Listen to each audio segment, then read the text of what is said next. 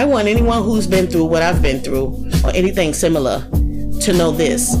It's time to take your power back. It's time to find your voice. It's time to start being happy and living again. This isn't about them. It isn't about anyone else. This is about you. Finding your voice, keeping it, and never letting anyone silence it again. It's about reclaiming your power, loving yourself, and living your life to the fullest. Hey YouTube, welcome to my channel. My name is Indigo and welcome to All Things Indigo. So today I wanted to do a little bit of story time. Today I met with my therapist, and one of the things we touched on was um so every time, let's say I have a period of time where I'm happy, things are going well, like let's say a week, the whole week everything has went well. It's like I'm always waiting for the okay, what's going to happen negatively, right? Like I'm always waiting for the bottom to fall out, if you will. Something negative has to happen and stuff. And I was talking to my therapist about this, um because I was just like, what is that? It's so weird. I was like, it is so weird that I think like that. Like it has to be something negative. Like I can't be happy. And yes, I know I deserve to be happy. I know, everyone deserves to be happy and joyful and joyous in their life, prosperous and things like that. But I was like, I don't know why that happens. So he asked me like how long or when did I think he asked me when did it start, like, or can I remember, like, when did I start feeling that way. I remember being a young girl, 14, I believe I was 14 years old, maybe even 15. And I had my son and everything. And even before that, I had a best friend. She was my best friend. Like we did everything together, like rain, sleet, snow, we were together. If I wasn't at her house spending the night, she was at my house. Things like that. We was always together. I mean, we were together so much. People actually thought we were dating. Like, yeah, we're 14, 15. But, people minds, somebody said that to me, that they thought we, were going together and things like that. But it was just that she was such a beautiful person, right? Now, people you people used to tease her and things like that. They felt like she wasn't, like maybe she didn't look up to their standards, so they would tease her about her looks. She had very short hair, and so they would tease her about her hair. They would tease her about, you know, um, her body type, or whatever the case may be. Um, I used to, I hated bullies, so I would protect her. I would literally fight people for her if they was like nasty to her, because I didn't. She was such a beautiful person, but you know what I love the most? She never let it get to her. She would do her hair, she would put the little rubber band on her little ponytail and be a little piece sticking up and everything. And she would put her lotion on and everything and get dressed and be like, she was the finest thing. And she had this coat. And we called it, like, I forgot, was it rabbit or dog or something like that. It was supposed to be a fur coat. It wasn't a real fur coat, but I don't know where she get it from, but she loved it. And she would shake it out and it be pieces falling off of it and things like that. So I think we called it a rabbit or something. I forgot. It shed it, but we laughed about it. And she would put it on like she was the finest thing, the finest thing walking out the door. And she loved herself and she was happy and she just was joyous. And I loved her so much. And one day I was sitting on the couch. My mother was at the table. I don't know what she was doing. I think maybe she was making a sandwich or cutting something. I'm not sure. But I was playing. I was sitting on the couch with my son playing on the sofa, and um, somebody knocked on the door. It was one of our friends, like another friend, and she told me that my friend had died. Um, yeah, so I I I remember just being frozen, like not knowing exactly what to do, what to do in that moment. Mind you, I'm like 14, you know, and I looked up to my mother and I said, "Can you please?" I said, "Can you watch my, I said my son's name. I said, "Can you watch him?" And she was like, "Yeah, yeah, go ahead, go ahead." And I got dressed and went down with the other friend. And as we got downstairs to the lobby, there was other people coming to get me because they knew we were best friends. So they were coming to get me, crying and everything. And I don't, I still wasn't crying yet. I'm still not crying or anything. I feel like I'm in shock or something. I don't know. But we're walking to her apartment, and I get upstairs and there's people in the hallway and they're grabbing and hugging me, crying and everything. And I'm like, the door is open, and I go in, and her mom and her aunt is sitting on the couch crying, and that's when it hit me like, this is real. Like, this is real. Um, I go upstairs. She was still actually in her bed, and the coroner, I believe the police officers or the coroners, somebody was excuse me. It was a lot of people. I looked at her. I don't know why. I don't even know where I found the strength at 14 years old. But anywho, yeah, it was real.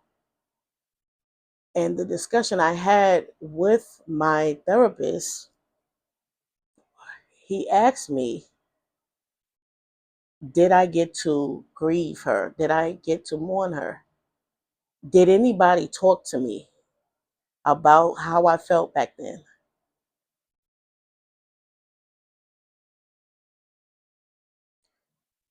The answer is no. I kept moving because at that time my mother was a drug addict and she definitely wasn't talking to me. Um, I just kept moving. I did attend her funeral, gave her a kiss on her forehead. That's how I loved her, like my sister, closer than the sister, the one biological sister. Well, I have a sister on my father's side, but I'm saying my mother, the child, the one child that my mother had. I loved her more than her, if I want to be honest. Um, yeah, because she treated me like the best thing ever, like the best person ever, you know. And I, we just had this relationship. I would not let anybody hurt her. Didn't want nobody to fight her. And let me tell you, she dated a lot. I think she was like a year. I think she was 15. She had no kids, thank God. But yeah, she got her little, men, little boy friends and things like that. But yeah.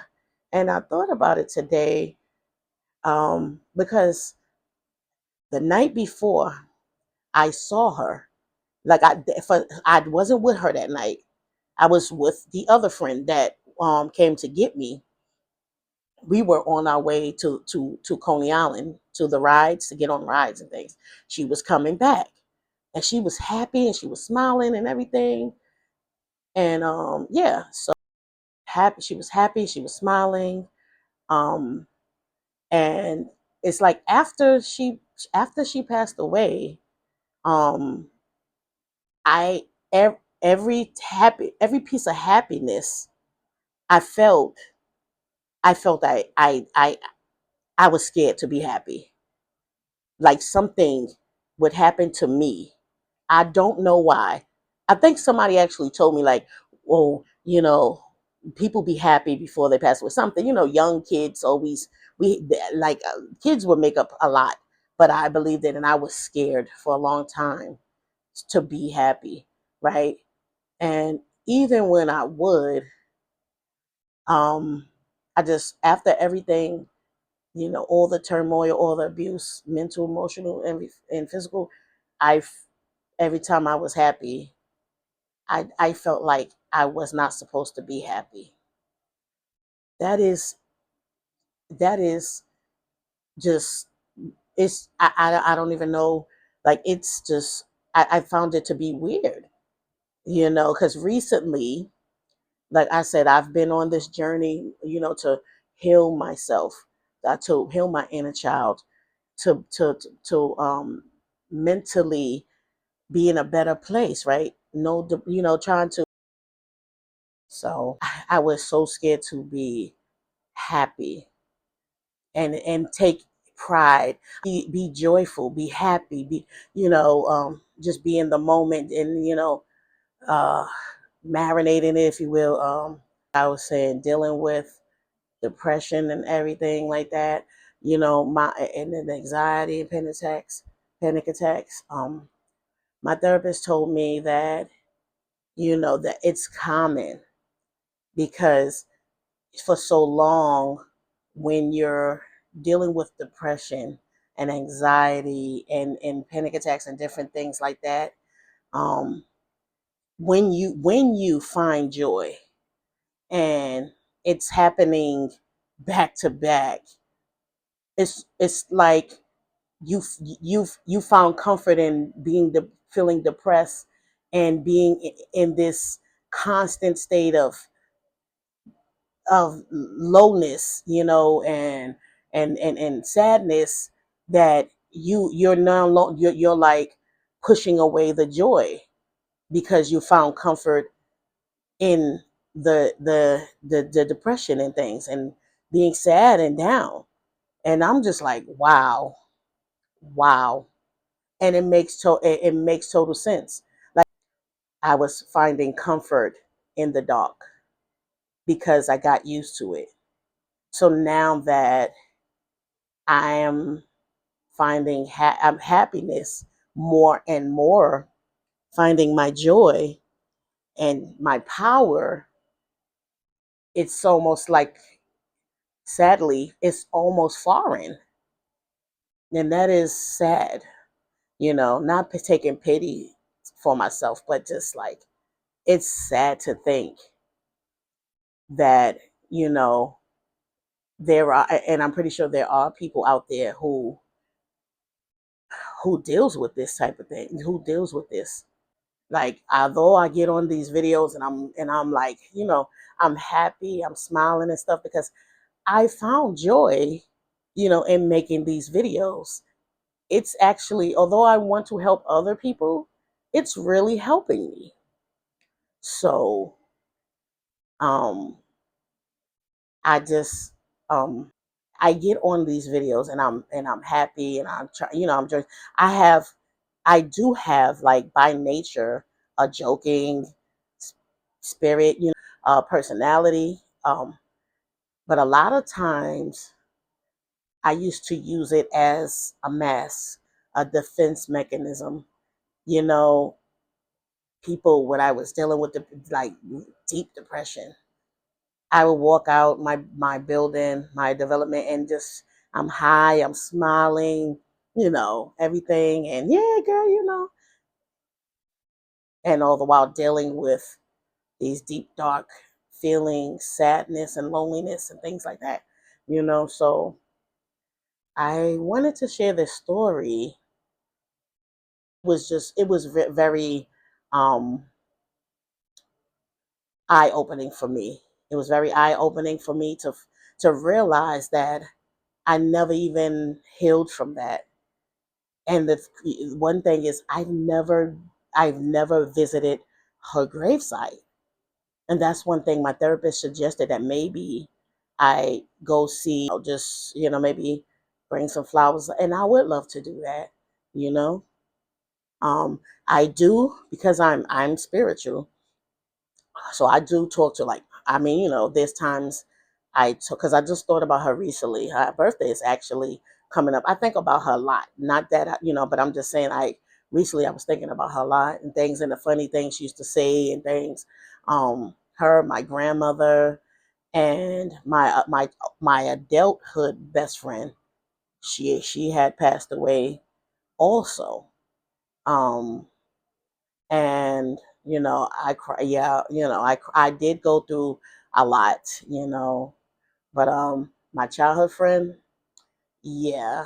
Um, so I basically wanted to bring this up because like we deserve happiness.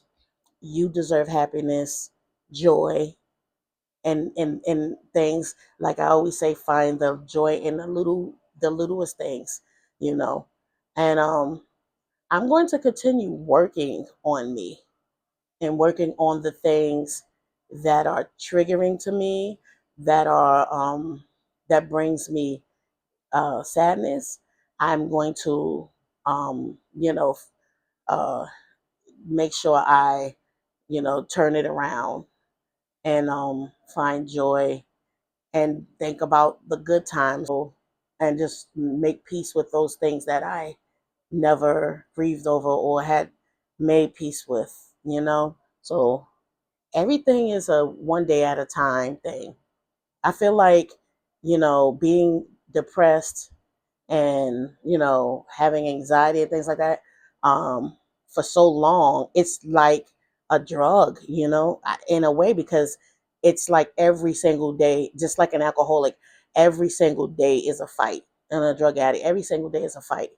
And I feel like that is with depression and things like that as well. It's a constant fight, sadly, you know. But it's something joy and happiness is something I believe everyone deserves. So find the joy where you can, and every day we'll take these journeys and these steps together, one day at a time. And I would like to thank you guys for joining me, and I hope and pray that you guys get something, even if it's just anything, a little light bulb, or anything I've said. I pray that you guys get something out of it. Thank you for joining me. Until next time, blessings and joy. Talk to you later.